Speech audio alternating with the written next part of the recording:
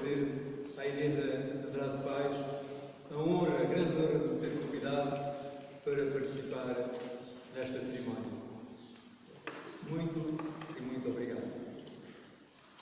De Inês Andrade Paes, e quando a língua se casa. E quando a língua se casa, quando a língua se ama, quem pode virar a casa? Só uma língua tamanha torna-se base, torna-se campo, torna-se assim a língua falada que sempre tive, que sempre tenho. Língua portuguesa, na mesa, na cama, no banho, canta-se fado e ligeira.